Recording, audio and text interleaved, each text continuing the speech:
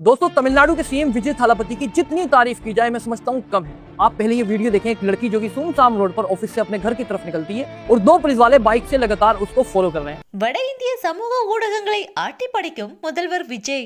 இந்தியாவிலேயே best CM Vijay தான். வெளியான வீடியோ வைரல்.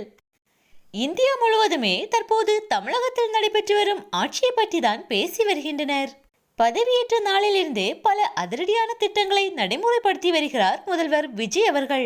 சிங்கப்பெண் அதிரடிப்படை, லஞ்சம் ஊழலுக்கு செக் வைத்தது போட்ட ஒரே வீடியோவிற்கே அரசு மருத்துவமனையில் நேரடி ஆய்வு என கலக்கி வருகிறார்.